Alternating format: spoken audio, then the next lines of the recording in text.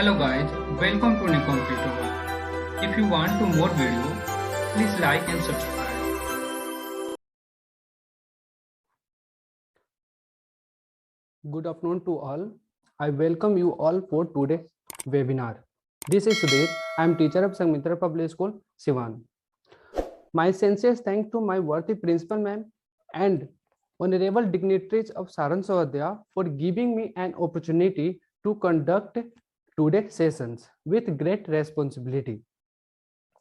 And I hope that we all will enjoy today's session.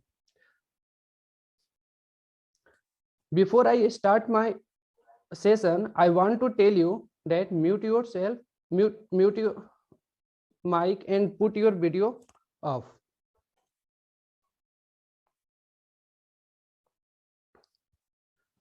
For making uninterrupted session.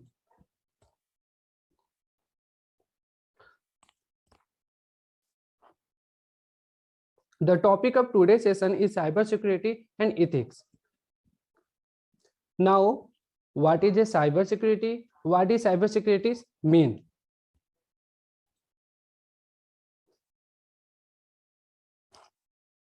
And how will security be maintained? What ethics you have to follow in order?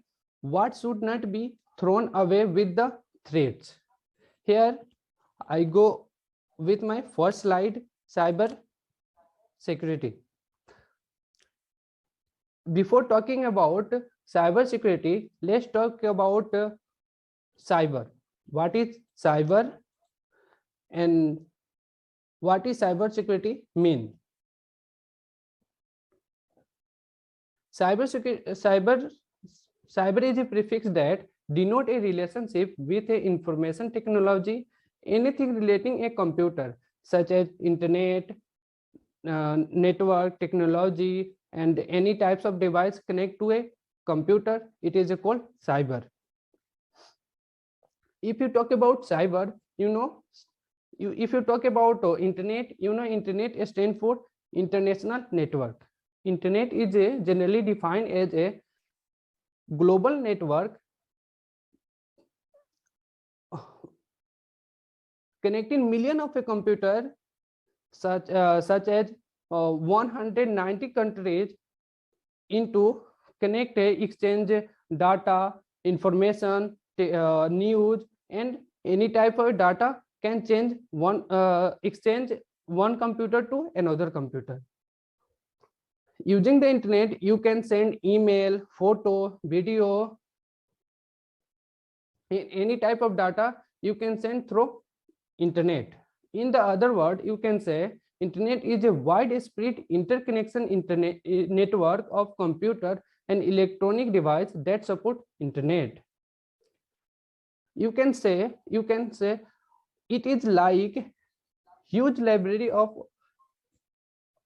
offers various types of information on a computer. In today times, the internet has emerged as the most effective communication tool due to the advent of internet. It enables us exchange ideas, share information with a large number of peoples in real time. You can take example in email, electronic mail. Email has a facility. You can send one email to one number of people. Communication process has become easier and fast with the help of computer network. Now come to the point, cyber. You know that all you have a lots of word prefix of cyber. These are word cyber cafe, cyber crime, cyber space, cyber law, and cyber security. I will explain one by one. Cyber cafe. What is a cyber cafe? A cyber cafe is a types of business where computers are provided for accessing the internet. There you can play game, chatting with friend, and fill the form, and any types of work through internet, or doing other related other other computer related tasks. Cyber cafe is also called internet cafe. Internet cafe एक तरह की business है जो हमें computer provide करता है internet access करने के लिए। वहां पे हम कई तरह के एक्टिविटी कर सकते हैं, जैसे फिल द फॉर्म, हम फॉर्म भर सकते हैं ऑनलाइन, रिजल्ट देख सकते हैं, या हम एनी टाइप जैसे किसी से बात कर सकते हैं इंटरनेट के थ्रू से। कोई भी तरह से कोई भी एक्टिविटी हम इंटरनेट के थ्रू से कर सकते हैं। साइबर कैफे को हम इंटरनेट कैफे भी बोलते हैं। Now talk about cyber crime. Cybercrime is a criminal activity that either target or use a computer networks or network device. If any criminal activity has happened to you, you can claim this portal cybercrime.gov.in. This is a government portal where you can put down your criminal it if any criminal activity has happened to you. कोई भी internet से कोई भी crime करने से, internet के through से कोई भी क्राइम को हम साइबर क्राइम्स बोलते हैं। इंटरनेट से जुड़ी कोई भी क्राइम को हम साइबर क्राइम्स बोलते हैं। अब बात करते हैं cyber space. Cyber space refer to virtual computer world and more efficiently as electronic medium that is used in facility online communication. Cyber space एक वैसा स्पेस है जहां पे you can store some data, information, any types of data you can store in the cyber crime, in the cyber space. Cyber law is the area of law that deal with internet relationship and to technology, to electronic elements including computer, software, hardware, information system. Cyber law एक तरह के law है, एक तरह के area है जहां पे हम इलेक्ट्रॉनिक एलिमेंट्स, टेक्नोलॉजी से, इंटरनेट से रिलेशन के साथ डील करते हैं। इसमें एक रूल रेगुलेशन होता है जिसमें आपका computer, software, hardware, information system include रहता है। साइबर लॉ को हम इंटरनेट लॉ भी बोलते हैं।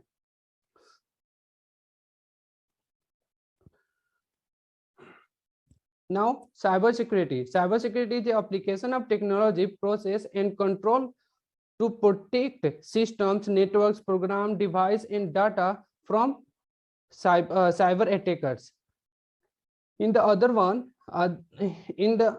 you can say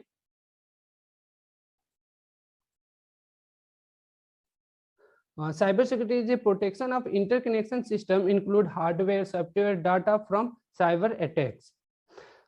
It reduce of the cyber attacks and protect against the unauthorized explorations of systems, networks, and technology.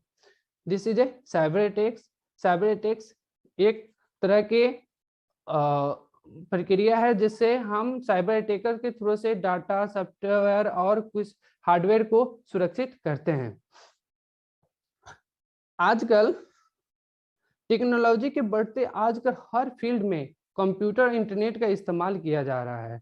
आज के दौर में हमारे हर काम इंटरनेट के जरिए किए जा रहे हैं, चाहे सरकारी कामकाज हो या प्राइवेट कामकाज। पैसे के लेन देन भी हम इंटरनेट के थ्रू से ही कर रहे हैं, यानी हर प्रकार की डाटा हम इंटरनेट के थ्रू से ही सेंड करते हैं। यूजर के डिवाइस जैसे computer, laptop, tablet and phone, दूसरे स्मार्ट डिवाइस जो कंप्यूटर से हमेशा कनेक्ट रहते हैं। जिस स्तर पे इंटरनेट का यूज किया पूरी दुनिया में हो रहा है, किया जा रहा है, प्रतिदिन लाखों करोड़ों यूजर्स इसका इस्तेमाल करते हैं। इसलिए इसका बहुत जरूरी है कि यूजर के सिक्योरिटी पर ध्यान भी दिया जाए, बिकॉज अदर इंटरनेट पर fraud, hacking, virus attacks, data and theft का शिकार बन रहे लोगों को खबर मिलती है।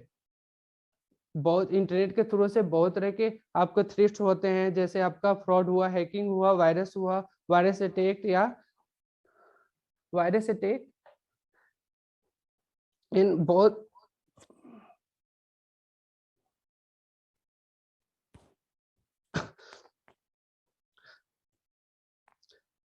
सो यूजर को डाटा को सिक्योरिटी प्रदान करना बहुत जरूरी हो गया है। इंटरनेट पे साइबर सिक्योरिटी को यूज किया जाता है यूजर को बचाने के लिए, इंटरनेट के यूजर को बचाने के लिए, यूजर के डाटा को बचाने के लिए साइबर सिक्योरिटी का यूज किया जाता है, जिसे यूजर को डाटा को सिक्योरिटी प्रदान किया जा सके।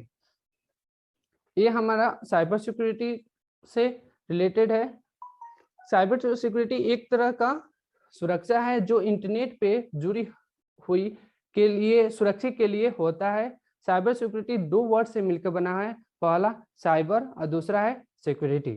साइबर में internet, information technology, network, application, data and computer से संबंधित है। दूसरा हमारा सिक्योरिटी, जबकि सिक्योरिटी सुरक्षा से संबंधित है, जैसे सिस्टम सिक्योरिटी हो गया, application security, network security, information security में शामिल है।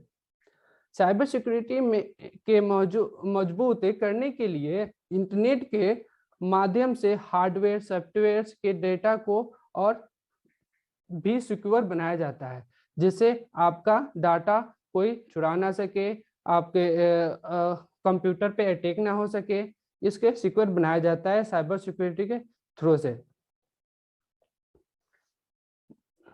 आज पूरी दुनिया में साइबर क्राइम को रोकने के लिए साइबर सुरक्षा की जा रही है। साइबर सुरक्षा के आधार पर कोई भी ऑर्गेनाइजेशन और कोई भी यूजर अपने महत्वपूर्ण डाटा को सेफ करता है, सिक्योर करता है। हैकर के बात करें, अगर हम सेफ नहीं रखेंगे, सिक्योर नहीं रखेंगे अपने डेटा को तो कोई भी हैकर बिना परमिशन के इलेक्ट्रॉनिक टूल के मदद से यूजर ऑर्गेनाइजेशन के कंप्यूटर को एक्सेस कर लेगा और फाइल और डाटा चोरी कर लेगा और उसका गलत इस्तेमाल भी कर सकता है, और इसके बदले में पैसे भी मांगते हैं। जैसे उसको हम रैंसमवेयर सॉफ्टवेयर रैंसम बोलते हैं, जैसे फिरौती मांगता है उसको। इंटरनेट का यूज करके किसी भी तरह का क्राइम को करना साइबर क्राइम कहा जाता है। इंटरनेट पे किसी तरह की क्राइम, जैसे आपका डाटा को चोरी कर लेना, किसी आपका फोटो या आपका डाटा को कहीं सोशल मीडिया पे दूसरे यूजर आईडी से दूसरे आईडी से अपलोड करना, ये सब साइबर क्राइम में ही आता है। जो एक तरह की एक्टिविटी करते हैं, जैसे किसी को कंप्यूटर को हैक कर लेना, किसी के डिवाइस को इनक्रिप्ट कर देना, इस सब को जो हैकर करते हैं उसको एथिकल हैकर कहा जाता है। इसका मतलब किसी को नुकसान पहुंचाना। दो तरह के हैकर्स होते हैं, वो आगे तीन तरह के हैकर्स होते हैं: white hat hackers, black hat hackers and grey hat hackers. वो आगे हम डिस्कस करते हैं। यूजर के पर्सनल इंफॉर्मेशन के इस्तेमाल करते हैं। कुछ हैकर्स ऐसे होते हैं, साइबर हैकर होते हैं, क्रिमिनल ऐसे होते हैं जो वो कंप्यूटर टेक्नोलॉजी के इस्तेमाल करके यूजर के पर्सनल इंफॉर्मेशन, बिजनेस के रिलेटेड बहुत सारे इंपॉर्टेंट डाटा को एक्सेस करते हैं करने के लिए, तथा इंटरनेट के खतरनाक यूज भी करते हैं कई सारे मैलिशियस सॉफ्टवेयर बनाने के लिए, जैसे आपका मेलवेयर सॉफ्टवेयर, रैंसम और आपका स्पाईवेयर। ये सब बहुत सारे मैलिशियस सॉफ्टवेयर है जो क्रिमिनल होते हैं, सॉफ्टवेयर बनाते हैं, इंटरनेट का बहुत खतरनाक भी यूज करते हैं। इसके अंतर्गत ब्लैकमेलिंग, कॉपीराइट्स, क्रेडिट कार्ड की चोरी आदि आते हैं। ऐसे हैकिंग और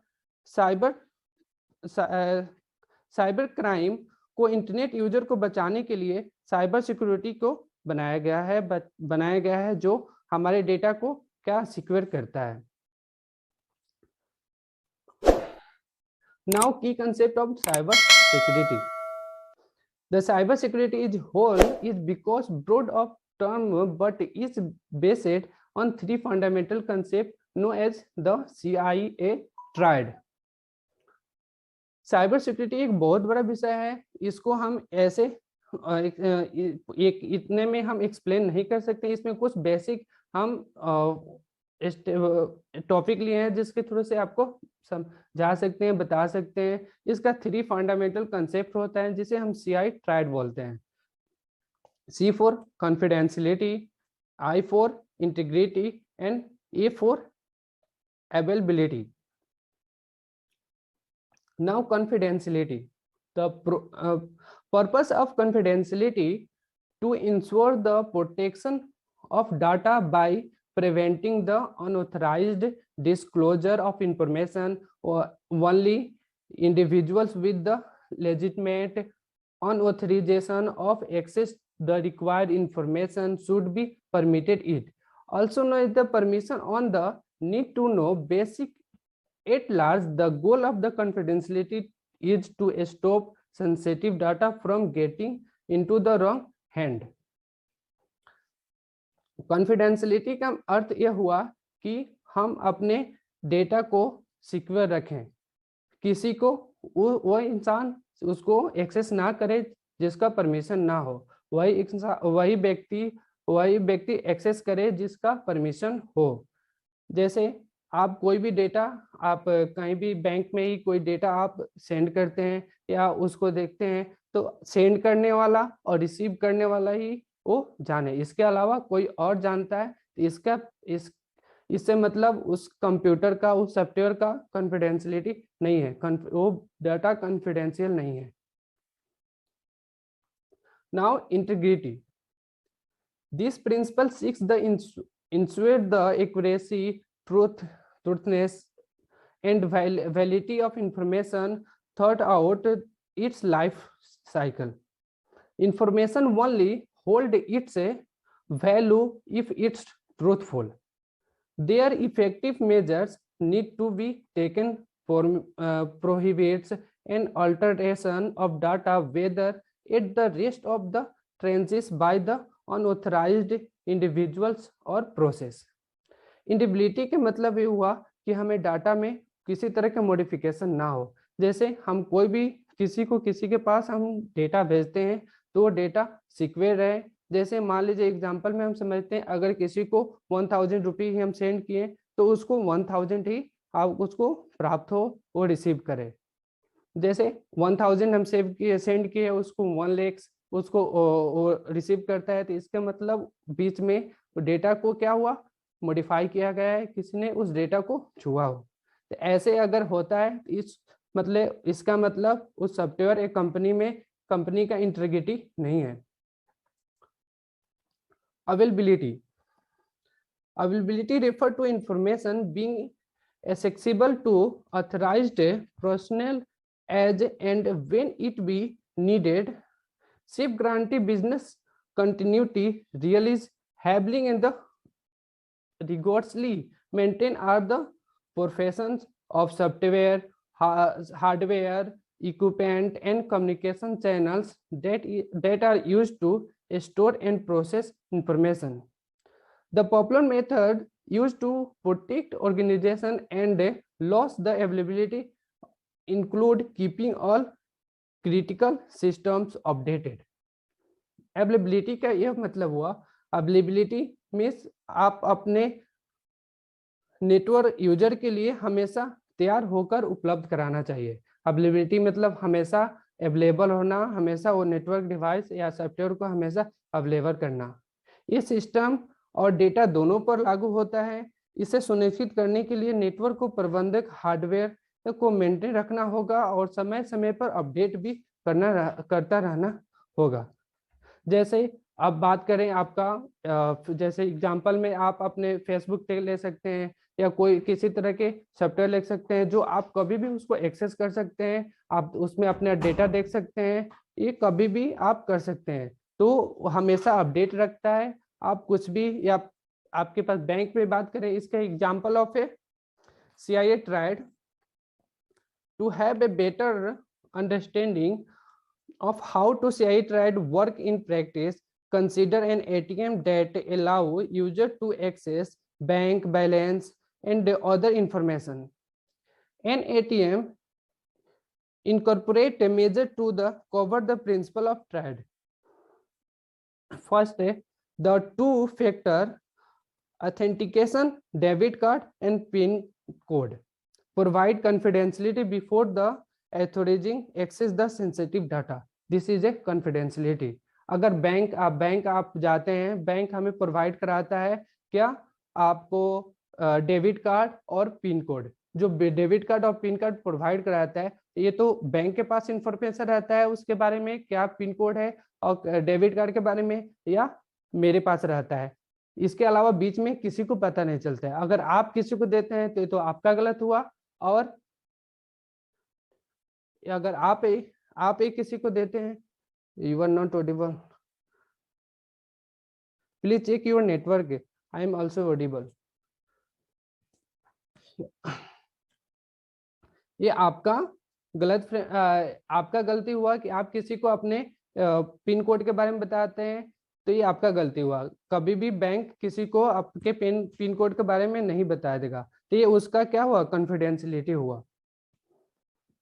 And second, integrity. If you talk about integrity, the ATM and bank software ensure the integrity by maintaining all transfer and withdraw record made via the ATM in the user's bank accounting.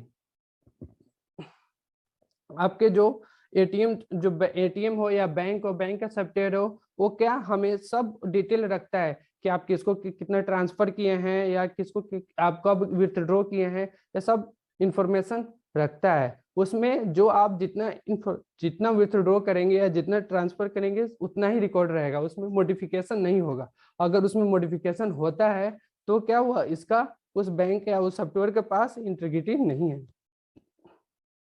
And third है the ATM provide availability as it for public use and accessible at all time. ATM हमें facility provide करता है कि हम अपने account को, अपने bank ATM को कभी भी एक्सेस कर सकते हैं, आप कभी भी बैलेंस चेक कर सकते हैं, कुछ भी कर सकते हैं। ये हमारा क्या हुआ, अवेलेबिलिटी हुआ। तो 3 कंसेप्ट हुआ जिससे हम लोग CIA ट्राइड बोलते हैं। 3 कंसेप्ट ये हमारा साइबर सिक्योरिटी पे लागू होते हैं। Now main component of cyber security, need of cyber security. Every person thinks who need cyber security. It is mistake to believe that you are of no interest to cyber attacker. Everyone who is connected to the internet needs cyber security. This is because most cyber attackers are automated and aim to explore common vulnerable rather than a specific website and organization. Like malware software such as ransom, botnet software, rats, random access trojan, and virus and worms. ये आपका गलती है कि आप सोचते हैं कि cyber attacker का मुझ में क्या इंटरेस्ट होगा, मुझे क्यों वो मुझे कुछ भी सुनाई नहीं दे रहा है सर। आप आई एम ऑल्सो ऑडिबल। अगर ये आपका गलती है कि आप सोच रहे हैं कि साइबर अटैकर का मुझ में क्या इंटरेस्ट होगा, वो मुझे क्यों मुझ पे क्यों, मेरे डिवाइस पे क्यों अटैक करेगा। क्योंकि आप भी इंटरनेट यूज कर रहे हैं तो सबको रेस्पॉन्सिबिलिटी है कि आप साइबर सिक्योरिटी को पालन करें, साइबर सिक्योरिटी का आप ध्यान रखें। क्योंकि जो भी अनऑथराइज जो अटैकर होते हैं वो बिना परमिशन के आपके कंप्यूटर, मोबाइल में या डिवाइस में आ जाते हैं और आपके कंप्यूटर को आप अपने कंप्यूटर को वो आपके कंप्यूटर को इनक्रिप्ट कर देते हैं, या तो वो पूरा डेटा को चुरा लेते हैं, या तो उसको पूरे डेटा को इनक्रिप्ट कर देते हैं। ये हमारा इसमें बहुत सारे के सॉफ्टवेयर होते हैं, बहुत सारे के मेलवर्स होते हैं जो हमारे कंप्यूटर को कंप्यूटर में बिना परमिशन के आते हैं और उसको डेटा को डिक्रिप्ट कर देते हैं, नष्ट कर देते हैं, कंप्यूटर स्लो कर देते हैं, डिवाइस को वो लॉक कर देते हैं। जैसे टाइप्स ऑफ साइबर अटैकर्स, बहुत तरह के अटैकर्स होते हैं, जैसे वायरस, एडवेयर, थ्रेट्स होते हैं जैसे virus, adware, Trojan horse, fishing. Virus भी एक तरह के मेलवेयर प्रोग्राम है जो विशेष रूप से पीड़ित के कंप्यूटर को नुकसान पहुंचाने के लिए बनाया जाता है। वायरस अपने आप को कॉपी करता है और पूरे कंप्यूटर में फैला देता है, जिससे आपका कंप्यूटर स्लो हो जाता है और आपके डेटा को चुरा लेता है या तो उसको नष्ट कर देता है। ये सब वायरस अगर आपके कंप्यूटर में आ जाए तो ये सब हो सकता है। अब बात करते हैं एडवेयर। सॉरी, एडवेयर मेलवेयर का एक समूह है जो पॉपअप्स मैसेज के उत्पन्न करने के लिए माना जाता है। जैसे आप कोई भी वेबसाइट, ऐसा अनसिक्योर वेबसाइट आप ओपन करते हैं तो उसमें क्या आता है, पॉपअप मैसेज आता है। जैसे आप लोग आईफोन जीत लिए, ऐसा बहुत सारे लुभावने मैसेज आते हैं। ये सब एडवेयर सॉफ्टवेयर के द्वारा होता है। ये क्या करता है, इसका यूज हैकर्स अपने सॉफ्टवेयर को बनाता है। जब यूजर इस सॉफ्टवेयर पर क्लिक करते हैं या डाउनलोड करते हैं तो क्या होता है, हैकर उस सॉफ्टवेयर की मदद से यूजर के कंप्यूटर को एक्सेस कर लेता है और डेटा को इनक्रिप्ट कर देता है या फाइल को डिलीट कर देता है या तो उसको चोरी कर लेता है। ये हुआ हमारा एडवेयर। उसके बाद ट्रोजन भी एक तरह के मेलवेयर सॉफ्टवेयर है जो एक तरह का प्रोग्राम है जो खुद को हार्मफुल रूप से दिखाता है। जैसे उसको इंस्टॉल कीजिएगा ना तो पहले एक नोटिफिकेशन आएगा ऊपर कि it is a harmful software. ठीक है, तो ये सब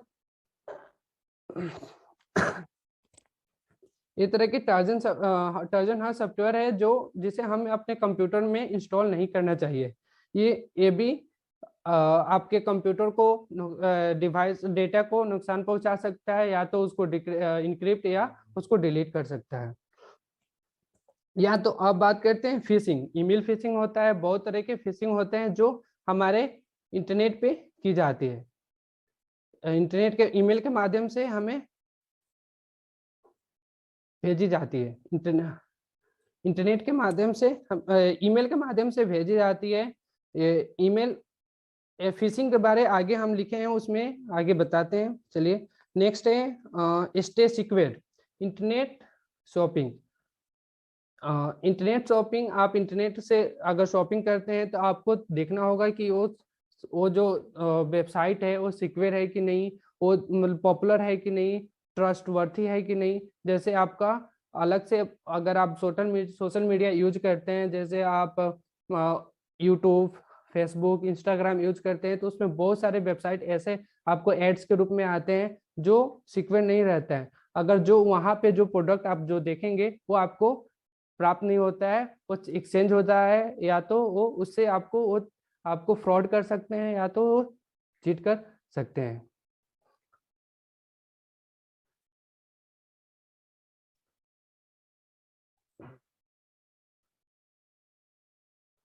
What is the cyber awareness important?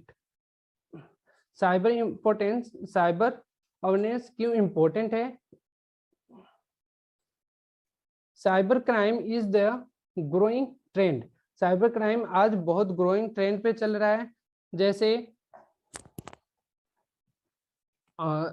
अगर आप किसी भी, सब कोई आजकल बड़े पैमाने पे इंटरनेट का यूज किया जा रहा है। अगर बड़े पैमाने पे इंटरनेट का यूज किया जा रहा है जिससे साइबर क्राइम बहुत ज़्यादा हो रहे हैं। अगर देखिए, जैसे एग्जांपल से समझते हैं, मान लीजिए कोई मोहल्ले या कहीं भी ज़्यादा सारा क्राइम हो रहे हैं तो वहाँ पे अगर हम रिपोर्ट करते हैं, पुलिस को रिपोर्ट करते हैं तो वहाँ पे पेट्रोलियम चालू होता है। उससे क्या होता है, जो डर होते हैं उससे आपको क्राइम कम होते हैं। Raise awareness of threats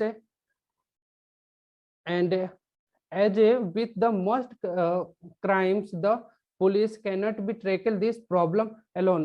police अकेले इस प्रॉब्लम को ट्रैकल नहीं कर सकता है। इसके लिए आपको क्या करना होगा, इसके लिए आप साइबर क्राइम्स अलग से आपका डिपार्टमेंट है, वहां पे आपको रिपोर्ट करना होता है। या आप रिपोर्टिंग करना चाहिए या दूसरे ऐसा कुछ किसी के साथ होता है तो उसको इनकरेज कीजिए रिपोर्टिंग करने के लिए। ये सब होता है। पॉपुलर अटैक्स, बहुत तरह से पॉपुलर अटैक्स होते हैं, जैसे ransomware, botnet attack, social engineering attack, and cryptocurrency hijacking and phishing.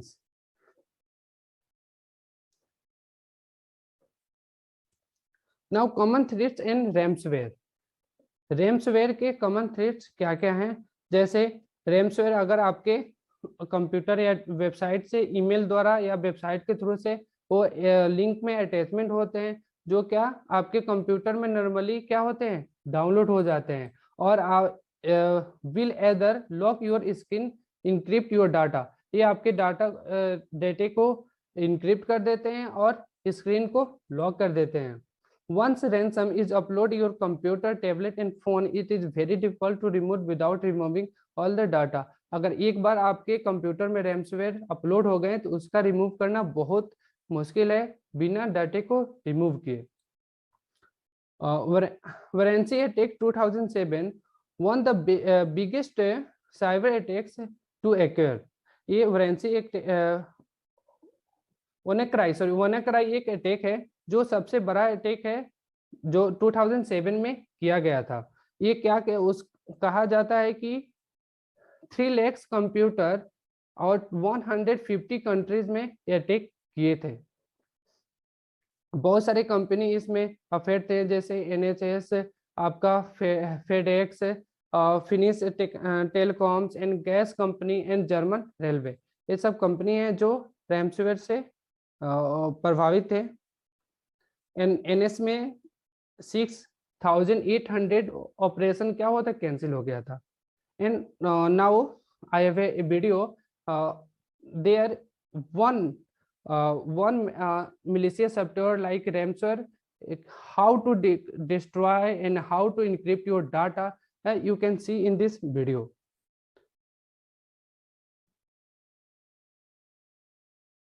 कि भाई ये रैंसमवेयर क्या भला है. तो जैसे आपको पता होगा कि वायरसेस होते हैं कंप्यूटर्स में. अब वायरस क्या होता है? वायरस कोई कीड़े नहीं होते जो आपके कंप्यूटर के अंदर चले जाते हैं. वो एक तरह से सॉफ्टवेयर होता है जो आपके दूसरे सॉफ्टवेयर या आपके डेटा को इफेक्ट करता है.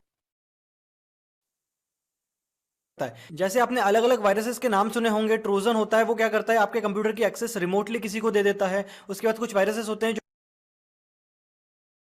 जो शॉर्टकट क्रिएट कर देते हैं आपके डेटा का, या फिर विंडोज की फाइलों को इफेक्ट करते हैं. ऐसे ही एक सॉफ्टवेयर बोलिए या एक वायरस बोलिए, उसका नाम है रैंसमवेयर. ये क्या करता है, अगर ये आपके कंप्यूटर में आ जाता है, मतलब ये सॉफ्टवेयर, और उसको अगर आप एक्टिवेट कर देते हैं या ऑटोमेटिकली वो एक्टिवेट हो जाता है, फिर क्या होता है, आपकी जितनी फाइलें हैं, इंपॉर्टेंट फाइलें, ये सॉफ्टवेयर ने भी अलग अलग एक्सटेंशन बना के रखे हैं. मतलब .txt file, document file, excel file, ऐसे अलग अलग MP3 फाइल, ऐसे अलग अलग फाइलों को वो क्या करता है, इनक्रिप्ट कर देता है एक पब्लिक प्राइवेट की के कॉम्बिनेशन से. और आपको ये बोलता है कि भाई इतने पैसे हमको दो पहले, उसके बाद आपको वो फाइलें मिलेंगी. अब आपके पास दो ऑप्शन बच जाते हैं. पहला तो आप उनको पैसा दें, उसके बाद आपको भरोसा नहीं है कि वो सही करके देंगे, या फिर आप अपना कंप्यूटर जो है वो फॉर्मेट करिए. तो आप लोग सोच रहे होंगे कि भाई चलो ठीक है, जैसा भी है, ये मेरे तक कैसे पहुंचेगा. तो मैं आपको बता दूं, अगर आपको मेरी स्क्रीन दिख रही होगी तो ये फाइल रहती है जो मैंने बहुत मुश्किल से सर्च करी आपको लाइव डेमोन्स्ट्रेशन दिखाने के लिए. बाकी अगर मैं हैकर होता और मैं ये वायरस बनाता तो मैं क्या करता, आपको मेल भेजता, मेल में अटैचमेंट देता, या फिर आपको कोई टोरेंट के जो सॉफ्टवेयर होते हैं जो हमें क्रैक्ड वर्जन मिल जाते हैं, मैं उसी किसी टोरेंट के अंदर आपको सॉफ्टवेयर तो क्रैक करके देता, लेकिन उसके साथ ये फाइल भी डाल देता, ताकि जैसे ही आप वो सॉफ्टवेयर इनिशिएट करते, उसको इंस्टॉल करते, तो ये भी ऑटोमेटिकली इंस्टॉल हो जाता. या फिर मैं कोई एक वेबसाइट बनाता, वेबसाइट में जाके आपको बोल देता कि अगर ये वेबसाइट लिंक आप खोलोगे तो ऑटोमेटिकली वो डाउनलोड कर देता. या फिर मैं एडवर्टाइज करके पॉपअप जो वेबसाइट्स होती हैं उसमें ऑटोमेटिकली ये फाइल डाउनलोड करा देता. घुमा फिरा के बहुत सारी चीजें मैं कर सकता हूं ये फाइल आप तक पहुंचाने के लिए. अब ये फाइल को मैं इंस्टॉल करूं उसके पहले आपको दिखा दूं, मैंने 3-4 फाइलें बना के रखी हैं. एक तो ये TXT फाइल है जिसमें मैंने कुछ भी लिख के रखा है, और ये मेरा बहुत इंपॉर्टेंट डेटा है जो मैं इसको लीक नहीं करना चाहता, ना इसको मैं लूज करना चाहता हूं. मेरे पास इसका बैकअप भी नहीं है. इंपॉर्टेंट डेटा में जाएंगे तो एक एक्सेल फाइल है, एक वर्ड फाइल है, एक TXT फाइल है, और एक सिंपल लोगो है. अब आप सोच रहे होंगे ये वर्ड फाइल, एक्सेल फाइल का लोगो नहीं आ रहा, तो इसमें भी मैंने माइक्रोसॉफ्ट वर्ड इंस्टॉल नहीं किया है. ये एक वर्चुअल मशीन है जो मैं VMware के अंदर चला रहा हूं. तो ये वर्चुअल मशीन के अंदर सारी चीजें कर रहा हूं. अगर मैं मेरे मेन सिस्टम पे करूंगा तो मेरा खुद का डेटा चला जाएगा. तो अब ये सारी फाइलें आपको दिख रही होंगी, और इसी का मैंने एक जिप भी बना के रखा है. तो मैं देखना चाह रहा हूं कौन कौन से एक्सटेंशन, कौन कौन सी फाइलों पे ये इफेक्ट करता है. आपको करना क्या है, ये है वो फाइल. अब ये फाइल को आपको सिर्फ डबल क्लिक करना. मैंने ये डबल क्लिक करा, इसको रन कर दिया. अब होगा क्या, ये फाइल ऑटोमेटिकली बहुत सारी फाइलें ढूंढेगी पूरे सिस्टम में जो इनके एक्सटेंशन इनने बनाए हैं कोडिंग में, .txt, डॉक्यूमेंट, एक्सेल. अब इसने जैसे कि ऑटोमेटिकली इसने मेरा पूरा वॉलपेपर पीछे चेंज कर दिया है। मेरी जो अभी फाइलें हैं वो अभी इनक्रिप्ट नहीं करी, अभी प्रोसेस चल रही है इस वायरस की। इसने ऑटोमेटिकली सारे फोल्डर्स में अलग अलग फाइलें बना दी हैं, मेरा जो डेटा है उसको इनक्रिप्ट कर रही है ये धीरे धीरे। अब ये देखिए ऑटोमेटिकली मेरे पास एक पॉपअप आ गया, इसमें बता रहा है भाई कि मेरे पास जो टाइम है मुझे पेमेंट देना है 2 दिन 23 आवर्स 59 मिनट्स में, और ये जो मेरी फाइलें हैं अगर मैं पेमेंट नहीं देता हूं तो 6 दिन के अंदर मेरी ये फाइलें डिलीट कर देगा, ऐसा ये बोल रहा है। अब नीचे ये बोल रहा है कि भाई आप $300 मेरे को दे दो, ये बिटकॉइन का एड्रेस है। बिटकॉइन आपको नहीं पता है तो उसके ऊपर भी मैं एक वीडियो बनाऊंगा। तो आप बिटकॉइन के थ्रू अगर किसी को पैसे देते हैं तो वो आप ट्रेस नहीं कर सकते पैसा गया कहां, तो गवर्नमेंट क्या पूरा उसके ऊपर रूल नहीं है कि वो डिजिटल करेंसी है। अब ये बोल रहे हैं कि आप बिटकॉइन पे उनको $300 दे दो, उसके बाद ये आपकी फाइलें करके देंगे सही। यहाँ पे इन्हें लिखा हुआ है कि भाई मेरे कंप्यूटर को क्या हुआ, मेरी फाइलों को क्या हुआ, मैं पे करूंगा तो क्या चीजें मिलेंगी। इवन इनका कस्टमर सपोर्ट है भाई, आप इस पे क्लिक करो, यहाँ पे कुछ लिखो तो इनके पास मेल जाएगा, फिर वो आपको रिप्लाई करेंगे, पता नहीं क्या क्या होगा। तो अब ये है कि आपको पैसा देना है, पैसा देने के बाद चेक पेमेंट करेंगे तो ये कनेक्ट करेगा सर्वर से, और बिटकॉइन के सर्वर से कनेक्ट करके बताएगा कि भाई आपका पैसा रिसीव हुआ कि नहीं हुआ। अब पहली सजेशन तो मेरा ये रहेगा, अगर ये वायरस आ जाता है आपके कंप्यूटर में तो पैसा तो बिल्कुल नहीं दीजिए, क्योंकि ये पैसा लेने के बाद भी आपके पास श्योरिटी नहीं रहेगी कि सही करके देंगे। तो सबसे पहले तो आप देखिए जो मैंने यहाँ पे एक इंपॉर्टेंट टेक्स्ट बनाया था वो कहाँ गया भाई, मेरा बहुत इंपॉर्टेंट टेक्स्ट था, लाखों की फाइलें थी वो तो गायब ही हो गई है, पता नहीं कहाँ गया। चलो इंपॉर्टेंट डेटा में जाते हैं। इंपॉर्टेंट डेटा में भाई ये क्या हो गया, मतलब मेरी एक्सेल फाइल है, मेरा जिप फाइल भी इन्हें हटा दी है, इंपॉर्टेंट टेक्स्ट जो था वो भी हटा दिया, लोगो भी हटा दिया। बार बार मुझे ये पॉपअप बोल रहे हैं भाई पेमेंट दो पेमेंट दो। अब यहाँ पे मेरी विंडोज फाइल भी चली गई, तो सबका लास्ट में आप देखोगे एक्सटेंशन तो WNCRY आ गया है। मतलब अगर मैं फाइल ओपन भी करना चाहूंगा तो ये ओपन नहीं होगा। इनने हर फोल्डर में ये ऑटोमेटिकली इनने दे दिया कि आपको इसमें कुछ समझ नहीं आया तो उसको डबल क्लिक करो, इसमें यहाँ पे पेमेंट आ जाएगा। तो मेरा सजेशन रहेगा आप कोई ऐसे फालतू मेल ना ओपन करें, फालतू अटैचमेंट ना ओपन करें, स्पैम मेल ना ओपन करें, कोई फर्जी वेबसाइट ना ओपन करें। और इवन अगर आप कोई टोरेंट डाउनलोड करते हैं तो एंटीवायरस यूज करें। अब इवन मैंने ऐसे भी केसेस देखे हैं जिनके पास लाइसेंस्ड वर्जन एंटीवायरस था, मैं नाम नहीं बताऊंगा, बट वो लाइसेंस वर्जन एंटीवायरस ने भी कुछ नहीं किया, उसके बाद भी ये रैंसमवेयर आया है। तो अब ये रैंसमवेयर क्यों आया है, क्योंकि जो सिक्योरिटी बिटकॉइन एक तरह की करेंसी है जहां से ये लोग जो भी ऑथराइज हैकर्स होते हैं वो उससे जो भी प्रीत कंपनी होती है, पैच देना कंप्यूटर होता है, उससे पैसे वो मांगते चाहिए हैं। माइक्रोसॉफ्ट को, वो उन्होंने नहीं दिया। आज भी इंडिया में सारे लोग पायरेटेड चीजें यूज करते हैं और अपडेट पे ध्यान नहीं देते हैं। तो अपडेट इसलिए ही देते हैं माइक्रोसॉफ्ट वाले क्योंकि कुछ ना कुछ वर्नेबिलिटी आ जाती है, कुछ ना कुछ लूप होल आ जाते हैं जिसको यूज करके हैकर पूरा सिस्टम खराब करते हैं। अगर आपके पास लाइसेंस वर्जन है तो सारे अपडेट आप कर लीजिए इंस्टॉल जो माइक्रोसॉफ्ट देना चाह रहा है। अगर आपके पास XP है या विंडोज 7 है और पायरेटेड है तो आपके पास कोई चारा नहीं है इसको फॉर्मेट करने के अलावा। फॉर्मेट करने के बाद एक अच्छा खासा एंटीवायरस डालें, उसमें भी श्योरिटी नहीं है लेकिन ठीक है, अगर ये वायरस आता है तो धीरे धीरे एंटीवायरस भी अपने अपने अपडेट देते हैं। तो अपडेटेड रखें आपके एंटीवायरस को। क्रैक्ड वर्जन यूज करेंगे तो क्या पता जो क्रैक वर्जन आप यूज कर रहे हैं उसके अंदर ही ये वायरस आ जाए, फिर आप कुछ कर भी नहीं सकते। ये तो चलो ऐसा वायरस है आपको आंखों में दिख रहा है, कुछ वायरसेस तो ऐसे होते हैं कि वो क्या करते हैं आपके सिस्टम में आप क्या टाइप कर रहे हो, आप कौन सी वेबसाइट देख रहे हो, वो ट्रोजन बोलते हैं उनको, वो सारी चीजें देख लेते हैं। तो वो अलग अलग टाइप के वायरसेस होते हैं, बट ये अभी रैंसमवेयर पूरी दुनिया में फैला हुआ है। अब बात आती है भाई कि एक इंसान है जिसने ये पूरा रैंसमवेयर खत्म कर दिया सिर्फ और सिर्फ एक कि भाई ये रैंसमवेयर क्या भला है। तो जैसे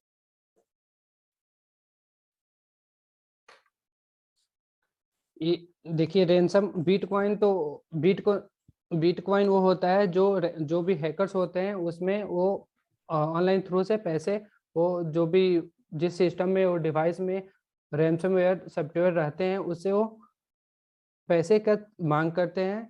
अब बात करते हैं how to trace ransomware. Ransomware कैसे ट्रैकल कर सकते हैं रैंसमवेयर को। Backup keep a backup copy of your data, ensure it not permitted connected to the network। आपको अपने डाटा को बैकअप लेकर अपने कंप्यूटर में रख लेना चाहिए जिससे कभी भी आपको यूज करना चाहें उसको यूज कर सकते हैं। अगर ऐसा रैंसमवेयर जो भी मैलिशियस सॉफ्टवेयर है अगर आपके कंप्यूटर में अटैक भी करते हैं तो उसको आप फॉर्मेट करके आप उसको बैकअप रीस्टोर कर सकते हो। एंड सेकेंड है आपका pinch. Keep your software up to date. आप हमेशा अपने सॉफ्टवेयर को अप टू डेट रखें। WannaCry was successful as this affected computer had not updated. This update contain a fix for the problem। जो WannaCry जो attack हुआ था वो सक्सेसफुल इसलिए था कि बहुत सारे कंप्यूटर क्या अपडेटेड नहीं थे। उससे क्या हुआ, WannaCry वो मैलिशियस सॉफ्टवेयर आपके कंप्यूटर में आया, आपके पूरे डेटा को क्या किया, इनक्रिप्ट कर दिया। Attachment, don't click in the link from the email, SMS. These could easily be from in the untrusted secret and contain malware like ransomware। अगर आपको डायरेक्ट कोई भी लिंक पे क्लिक नहीं करना है जो ईमेल और एसएमएस के थ्रू से आया है, ठीक है, डायरेक्ट अगर वो आपको ट्रस्टवर्थी नहीं है तो उससे क्या हो सकता है, मेलवेयर और रैमसवेयर आपके कंप्यूटर में या डिवाइस में आ सकते हैं जो आपको नुकसान पहुंचा सकते हैं। लाइक आपके डेटा को वो चुरा सकते हैं, लीक कर सकते हैं। अब है फिशिंग। फिशिंग एक तरह की एक्टिविटी है, एक तरह के मैलिशियस सॉफ्टवेयर है जो आपको लुभावने सा it is the attempt the obtain sensitive information by deceit। This will be offer your login credential, payment card details और upload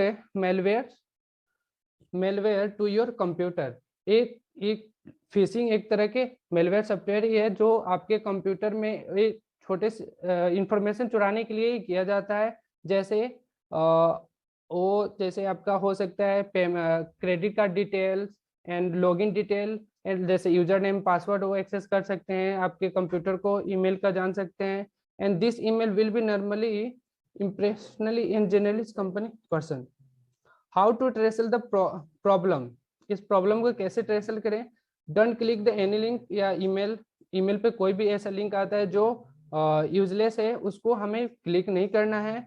use a trusted method contacting a company via the phone number apps and website. आप trusted जो भी होता है apps website उस पे आपको अपना फोन नंबर डिटेल प्रोवाइड कराना है। Mark the email scam and mark the email spam and contain the organization। Fishing hacking attack जो कि हैकिंग की दुनिया में इंतहाई ये फिशिंग पे है। दूसरा वीडियो आप देख सकते हैं, इसमें खतरनाक अटैक समझा जाता है। एक रिपोर्ट के मुताबिक जो कि हैकिंग की दुनिया में इंतहाई खतरनाक अटैक समझा जाता है। एक रिपोर्ट के मुताबिक 2019 के बाद जितने भी हैकिंग अटैक किए गए उनमें फिशिंग का इस्तेमाल लाजमी किया गया। FBI की रिपोर्ट के मुताबिक 2019 में 1,14,000 लोगों को महज फिशिंग हैकिंग अटैक के थ्रू हैक किया गया था और 2020 तक फिशिंग हैकिंग अटैक से हैक होने वाले लोगों की तादाद 20,41,000 तक पहुंच चुकी थी। FBI ने 2020 में फिशिंग हैकिंग अटैक को मोस्ट कॉमन हैकिंग अटैक कहा और 2021 और 2022 में होने वाले मेन हैकिंग अटैक्स में फिशिंग का यूज़ लाजमी किया गया। अब आखिर ये फिशिंग हैकिंग अटैक क्या है, इसे किस तरह से परफॉर्म करवाया जाता है और कैसे कोई हैकर फिशिंग का यूज़ करके इतने सारे लोगों को हैक कर सकता है। अब गाइस, फिशिंग हैकिंग अटैक का यूज़ करते हुए कोई भी हैकर किसी भी शख्स के लॉगिन क्रेडेंशियल्स डिटेल्स का पता लगा सकता है, जैसे कि किसी यूजर्स के सोशल मीडिया अकाउंट्स के पासवर्ड्स और यूजर नेम। यानी कि फिशिंग हैकिंग अटैक के थ्रू आपके फेसबुक का पासवर्ड, आपके इंस्टाग्राम का पासवर्ड और आपके बाकी तमाम सोशल मीडिया के पासवर्ड्स को हैक किया जा सकता है। इसके अलावा फिशिंग का यूज करते हुए आपकी तमाम पर्सनल डिटेल्स को भी हासिल किया जा सकता है, जैसे कि आपके घर का एड्रेस, आपका पर्सनल मोबाइल नंबर और आपकी दूसरी तमाम किस्म की पर्सनल इंफॉर्मेशन। इसके अलावा फिशिंग के थ्रू आपके क्रेडिट कार्ड नंबर्स की डिटेल्स वगैरह को भी हैक किया जा सकता है। तो आज की इस वीडियो में हम इसी फिशिंग हैकिंग अटैक के बारे में जानेंगे कि आखिर ये फिशिंग हैकिंग अटैक क्या है और इसे किस तरह से किया जाता है। तो गाइज, मेरा नाम है अमून भट्टी और आप देख, नॉर्मली फिशिंग में एक रॉड होती है जिसके साथ एक वायर लगी होती है। अब फिशर उसी वायर को लेता है, उसके साथ चारा लगाता है और मछली पकड़ लेता है। अब इस नॉर्मल फिशिंग और फिशिंग अटैक में थोड़ा सा डिफरेंस है।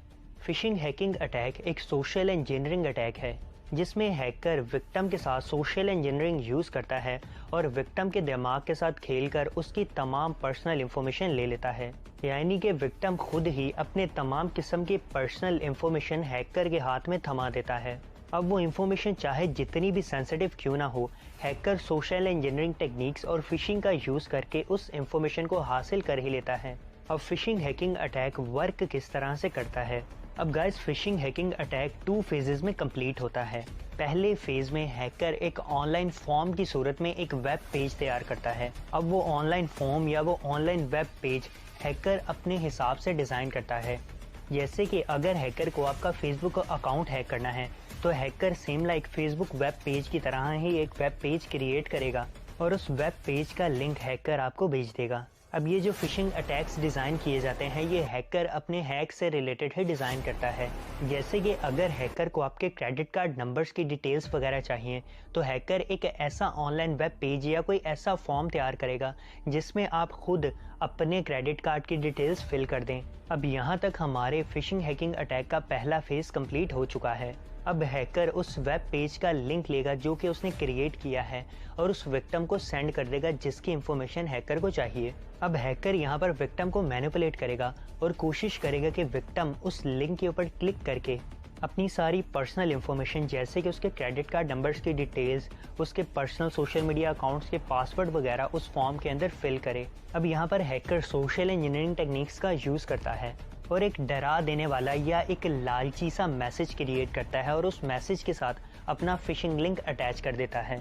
अब हैकर्स उन मैसेजेस को कुछ इस तरह से डिज़ाइन करता है कि बैंक को आपके क्रेडिट कार्ड्स की डिटेल्स वेरीफाई करनी है, पर अगर आप आज ही ये डिटेल्स वेरीफाई नहीं करेंगे तो आपका बैंक अकाउंट बंद कर दिया जाएगा। अब इस कंडीशन में विक्टिम लाजमी से उस लिंक के ऊपर क्लिक करके उस फॉर्म को फिल करेगा और विक्टिम ये समझेगा कि ये मैसेज या ये मेल उसे बैंक की तरफ से भेजा गया है, जबकि वो मेल उसे हैकर की तरफ से भेजा गया था और अब वो विक्टिम पूरी तरह से हैक हो चुका है क्योंकि उसने खुद ही अपनी सारी की सारी डिटेल उस फॉर्म के अंदर फिल करके हैकर को दे दी है। इसी तरह से अगर किसी हैकर को किसी शख्स का सोशल मीडिया अकाउंट हैक करना है तो वो इसी तरह से एक लॉगिन पेज क्रिएट करेगा और विक्टिम को मैसेज भेजेगा और उस मैसेज में वो ये लिखेगा कि अगर आप कुछ पैसा कमाना चाहते हैं या आप अपने फॉलोअर्स बढ़ाना चाहते हैं तो इस पेज के ऊपर अपनी इंफॉर्मेशन लॉग इन करें। तो गाइज, इस तरह से डिफरेंट किस्म की सोशल इंजीनियरिंग टेक्निक्स का यूज़ किया जाता है और फिशिंग हैकिंग अटैक को कामयाब बनाया जाता है।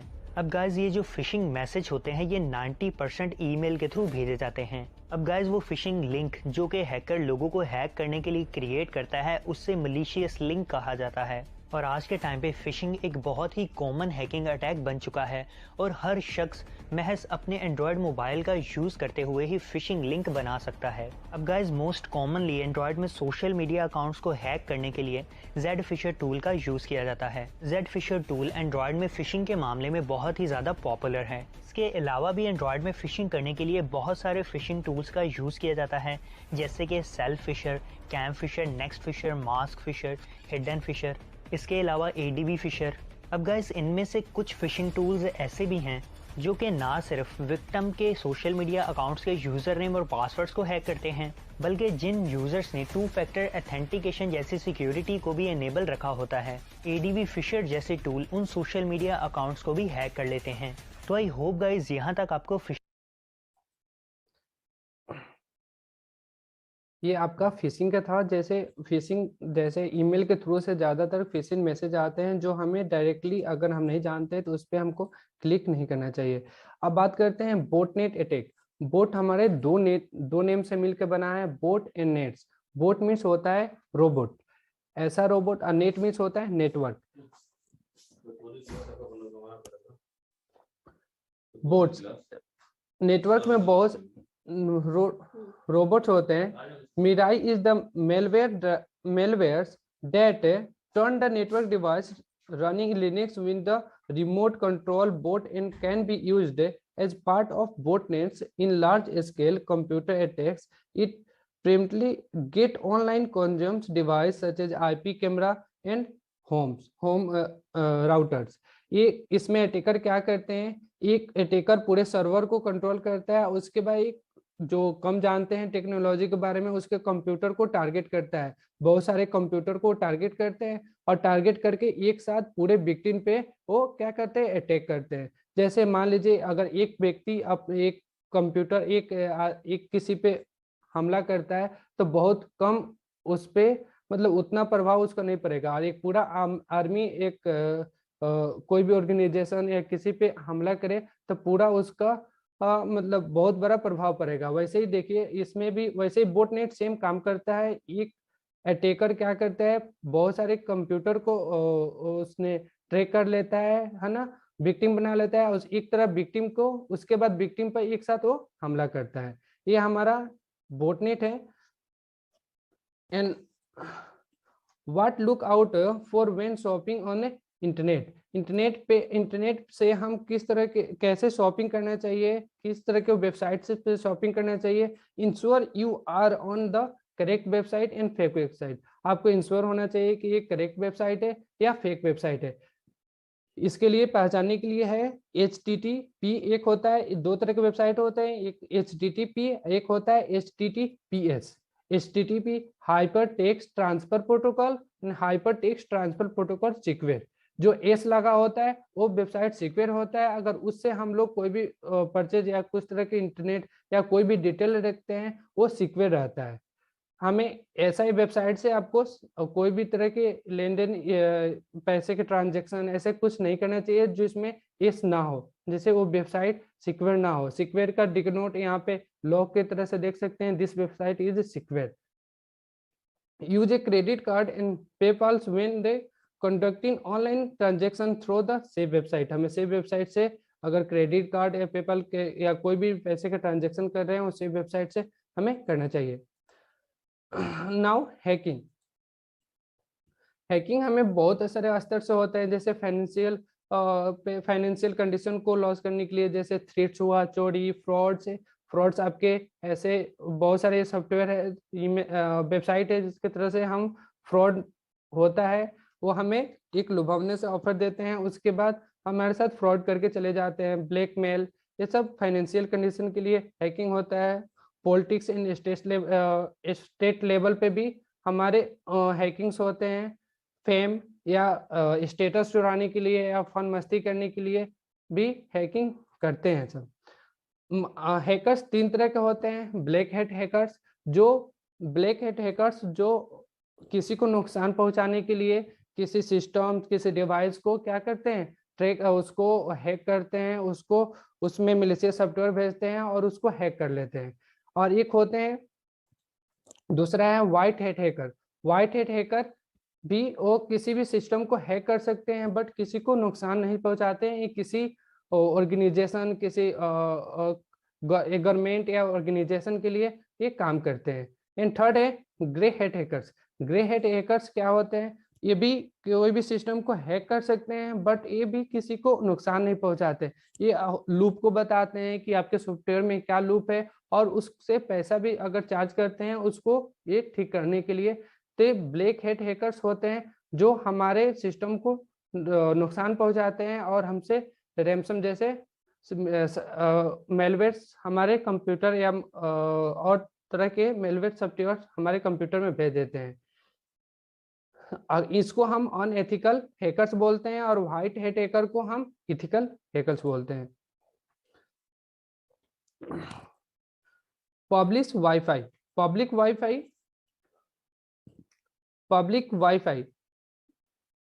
May not be trustworthy.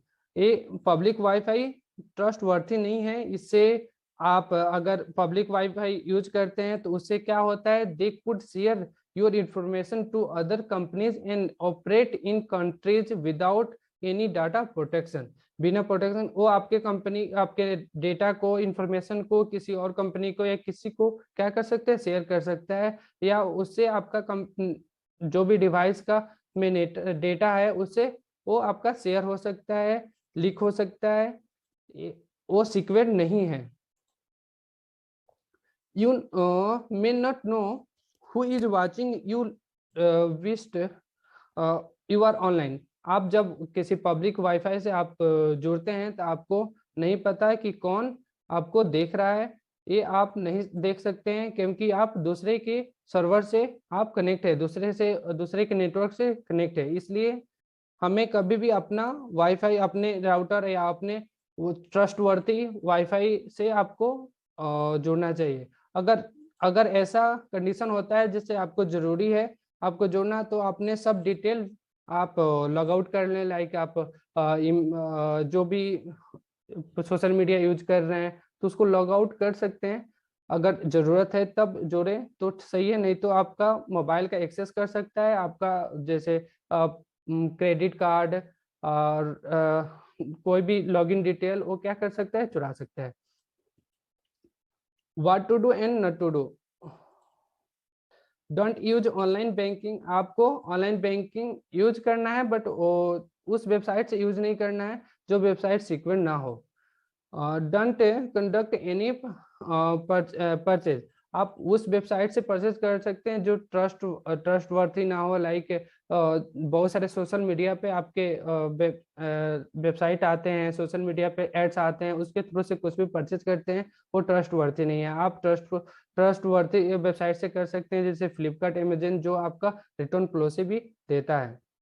Don't insert harmful application in your device. अपने डिवाइस में हार्मफुल एप्लीकेशन या कोई भी इंस्टॉल नहीं करना है। अगर आप नहीं कर सकते हैं, अगर करेंगे तो उससे क्या होगा, आपका डाटा चुराने का, डाटा उसमें वायरस आ सकते हैं, या तो आपके कंप्यूटर या डिवाइस को स्लो कर सकते हैं, या तो आपके डिवाइस डाटा को डिवाइस में जो डेटा है उसको चुरा सकते हैं।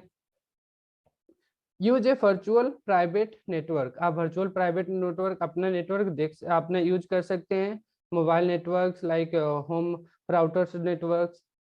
Use a credit card PayPal when conducting online transaction thought a safe website. आप सेफ वेबसाइट से क्रेडिट कार्ड या पेपाल कंडक्टिंग ऑनलाइन ट्रांजेक्शन कर सकते हैं। जैसे वेबसाइट आपका जो भी जैसे आपका SBI का वेबसाइट होता है वो सब सिक्योर रहता है, उसके थ्रू से आप ये सब कर सकते हैं।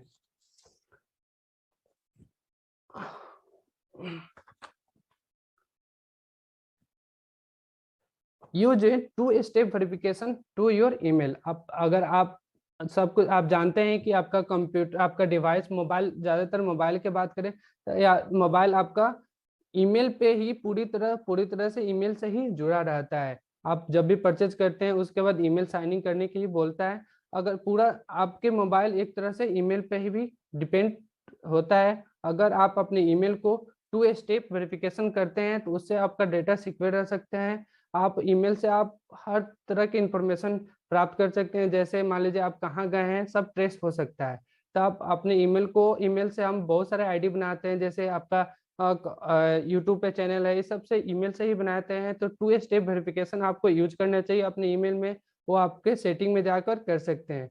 उससे क्या होता है, आपका OTP जनरेट हो जाता है, आप जिस नंबर उसमें ऐड करेंगे उस नंबर पे आपको OTP आता है, उसके बाद लॉगिन, उसके बाद आप कोई एक्सेस करता है, अगर कोई एक्सेस भी कर लेता है तो उससे आपको OTP की आवश्यकता होगा जो एक्सेस नहीं कर पाएगा। Password advice. पासवर्ड एडवाइस से पहले हम ये बात कर लेते हैं कि क्या इम्पोर्टेंट है जो भी साइबर सिक्योरिटी का लाभ क्या है, इम्पोर्टेंट क्या है। साइबर सिक्योरिटी का कुछ अन्य फायदे भी होते हैं, जैसे ये बाहरी हमले से अनऑथराइज्ड ऑर्गेनाइजेशन से यूजर को नेटवर्क से सेव करते हैं, सुरक्षित रखते हैं। साथ ही ये सभी सुनिश्चित करते हैं कि इंटरनेट पर अच्छे से काम कर सके, इम्पोर्टेंट डेटा के बारे में सुरक्षित महसूस करें। ये साइबर सिक्योरिटी के थ्रू से होता है, जो भी आप डाटा रखे हैं इंटरनेट पे वो सुरक्षित रहे।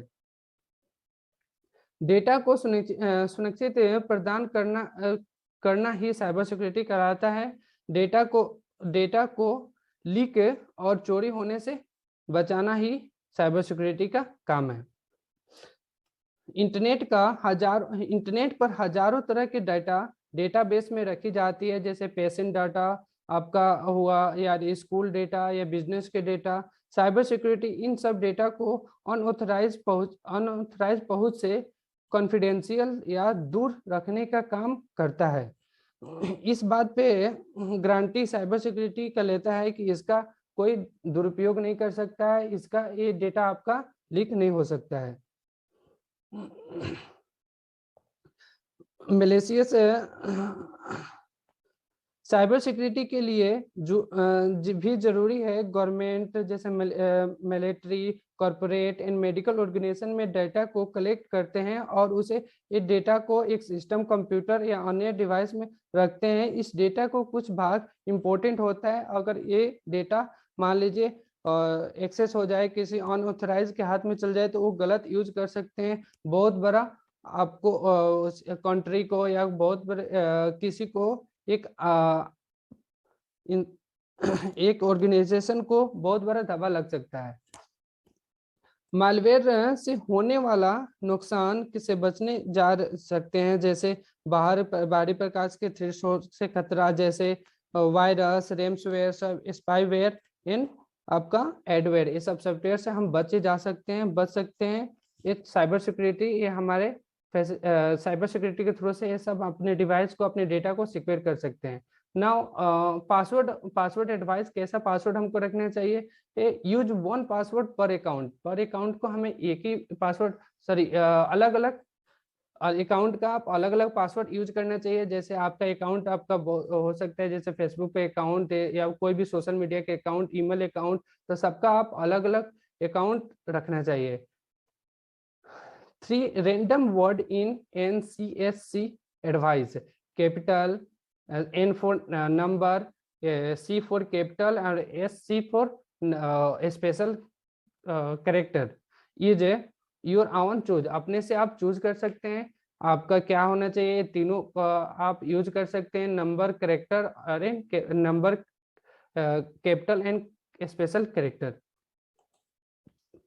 If you follow this advice, your password security will be significantly increased against the browsed force attacks. ये आप फॉलो करते हैं तो कोई भी अटैक से आप अपने डिवाइस को क्या कर सकते हैं, बचा सकते हैं। Password manager can be helpful to store password manager हमेशा हेल्प करता है आपको इसको बचाने के लिए।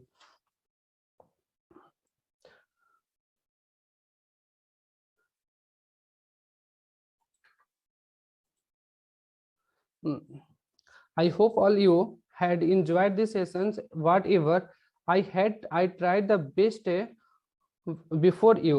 If anybody has any questions in your mind, can drop in the chat box. I will try my best in the answers your questions. And before leaving, fill the attendance form, and it is mandatory for getting certificate. Once the attendance is filled, please start leaving, and I am also starting the answer you one by one. Now I sum up my sessions with the quote on awareness. My quote is security क्या है? Security like is the brake of your car. It slow you down, but it is also make it possible for your for to go a lot faster. Thank you, and thank you for all for listening me and very patiently. All the best for your future. Recording stop.